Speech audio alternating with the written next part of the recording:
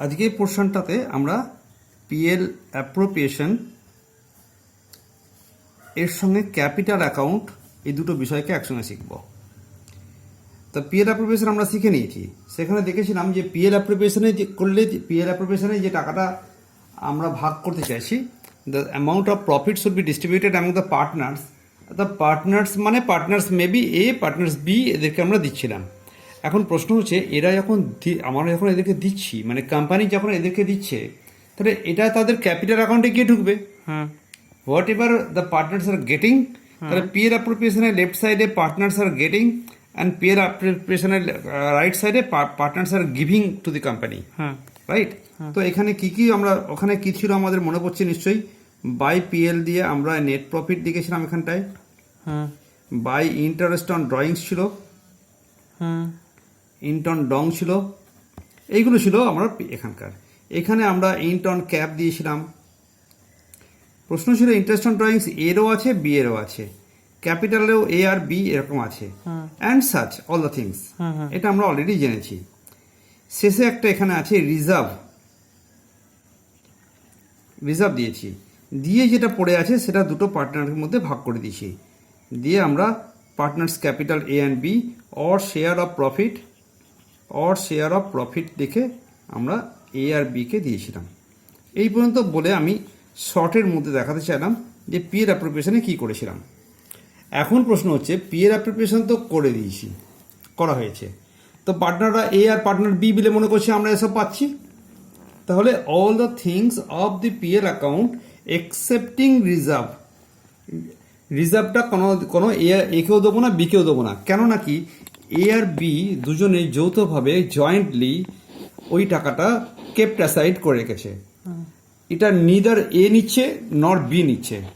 So reserve is not a part of A আর B, it's a part of the company itself, right? Company is keeping it's away from the partners, তো রিজার্ভটা যাবে না। তাহলে ক্যাপিটালে কি কি যাবে? ক্যাপিটালে বাকি সবই যাবে যেখানে এ আর বি লেখা আছে, বাকি সবই যাবে যেখানে এ আর বি লেখা আছে। ইন্টারেস্ট অন ড্রয়িংসে এ বি লেখা আছে, তো এস ক্যাপিটালে যাবে, বিস ক্যাপিটালে যাবে।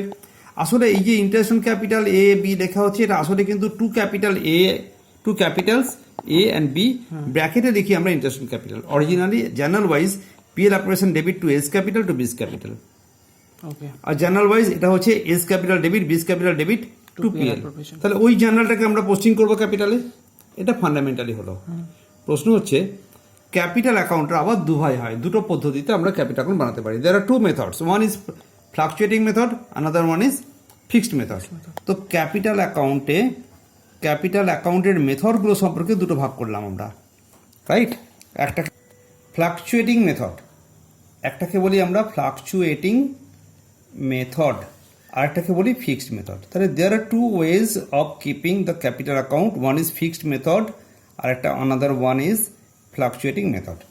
Then why it is so called? It is fluctuating because the capital is fluctuating. Capital amount, the balance of the capital of A and B will change. তো যখন change করে তখন তাকে ফ্লাকচুয়েটিং বলা হয়। Whatever is changing, it is fluctuating, fine. So fluctuating মেথডে আমরা একটা অ্যাকাউন্ট রাখি, that account is called capital account, right? আর এখানে রাখা হয় কি, one is capital account A and B is current account.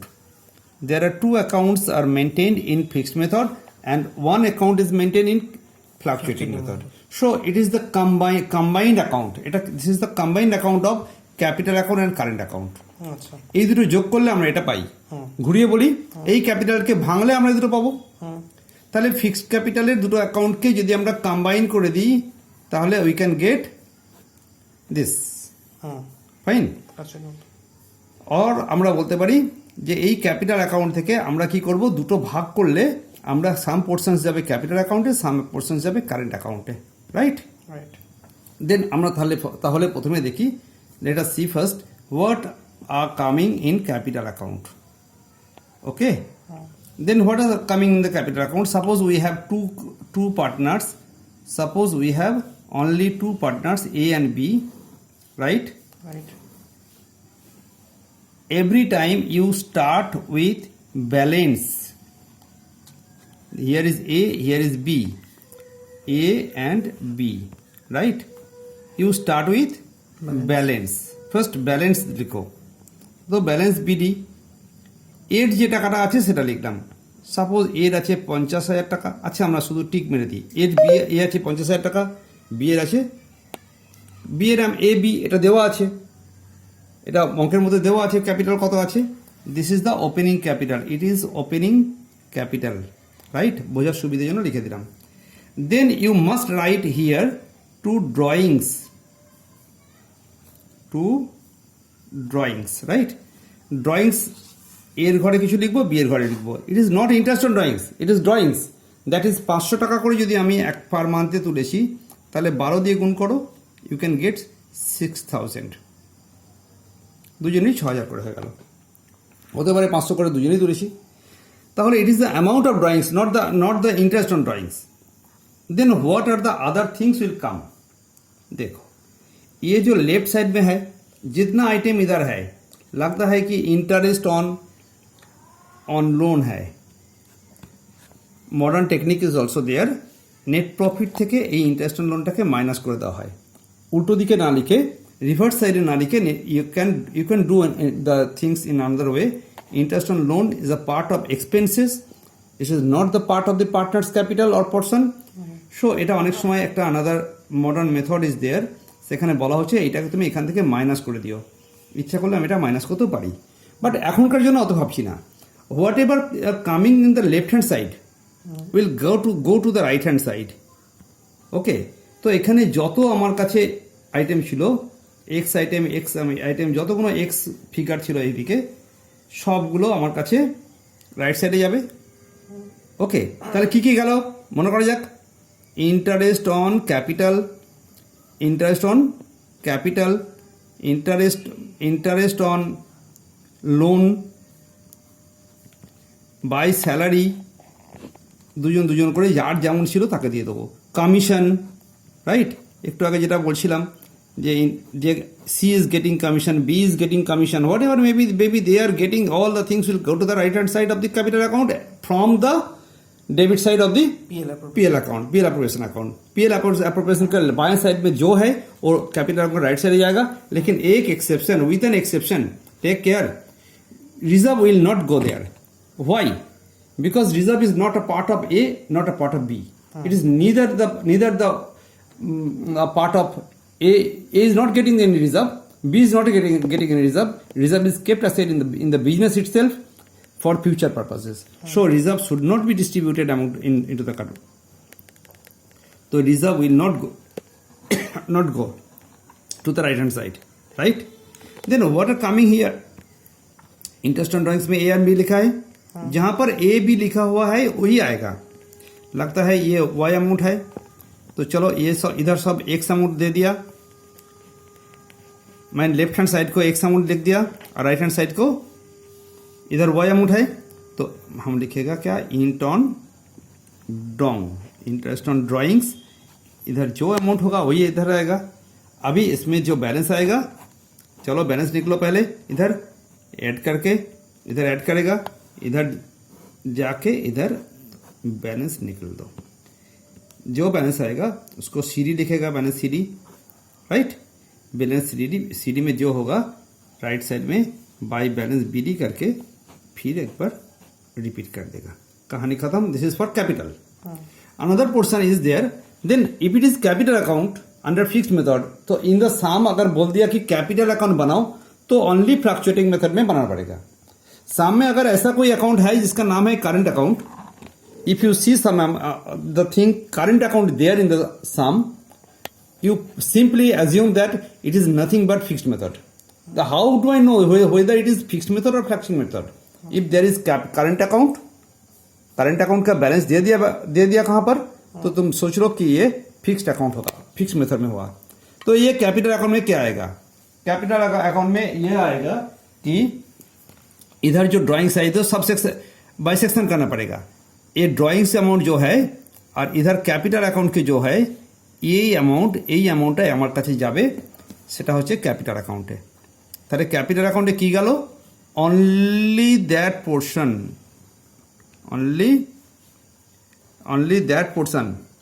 Okay, sorry to say one thing, not drawings will not always come.